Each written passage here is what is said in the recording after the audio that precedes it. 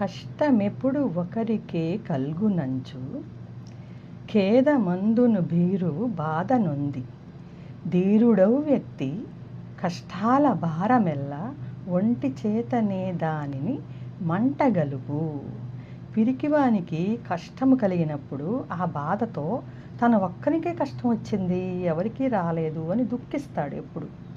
కానీ ధీరుడైన వాడు ఒంటి చేత్తో ఆ కష్టాలను అవలీలగా దాటగలుగుతాడు.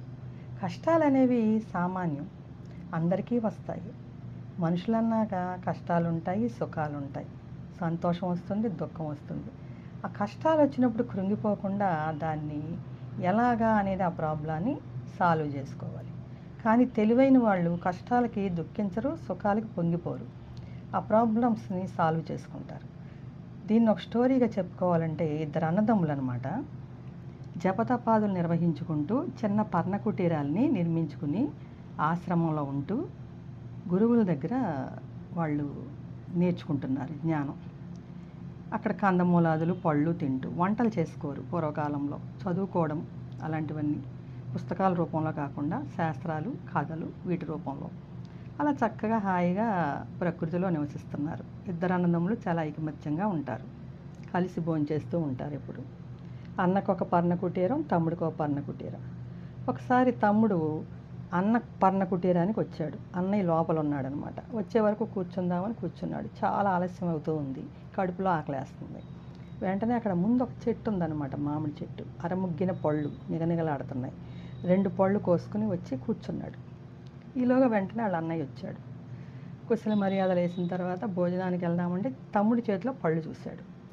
ఏంట్రా పళ్ళు అలా ఉన్నాయి నీ చేతిలో, ఎక్కడివి అంటే ఆ చెట్టు కోసాను అన్నాడు. అలా కోయడం తప్పు కదా, అడిగి కోసుకోలేదు కదా నువ్వు.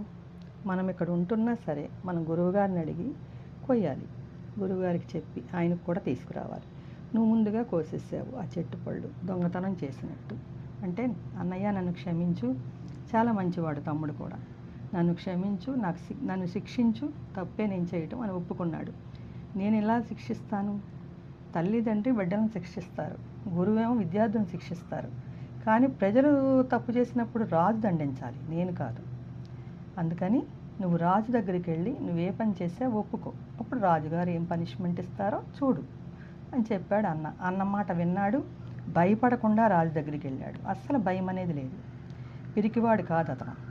వెళ్ళి రాజుగారి దగ్గరికి వెళ్తే ఆ రాజు అన్నదమ్ములు ఎలా ఉన్నారు ఏంటి అన్నీ అడిగి, బాగా జరుగుతున్నాయా క్లాసులు అన్నీ అడిగితే, జరుగుతున్నాయండి, ఇదండి నేను చేసిన తప్పు, మీరు ఏ శిక్ష విధిస్తారో నాకు విధించండి అని చెప్పేసరికి రాజు ఆశ్చర్యపోయాడు.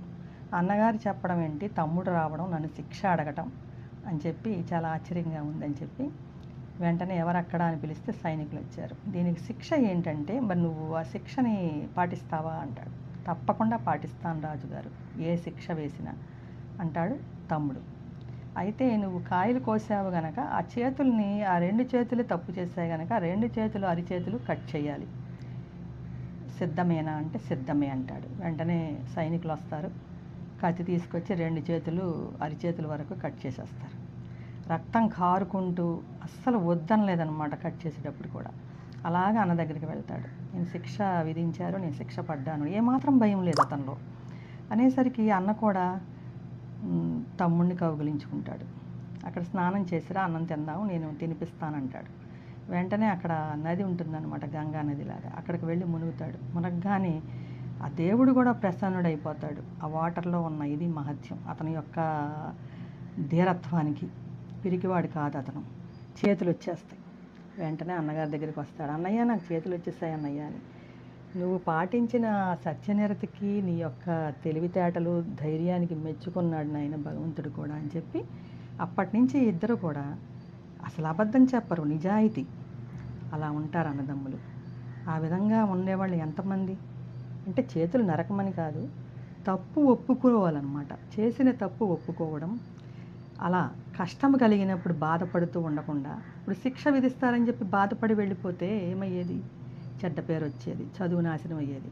కానీ వెళ్ళాడు, శిక్ష కూడా పొందాడు, మళ్ళీ తిరిగి అతనికి న్యాయం జరిగింది. అలా ఉండాలి, అది ధీరుడిగా ఉండాలి, పిరికివాడిగా ఉండాలి.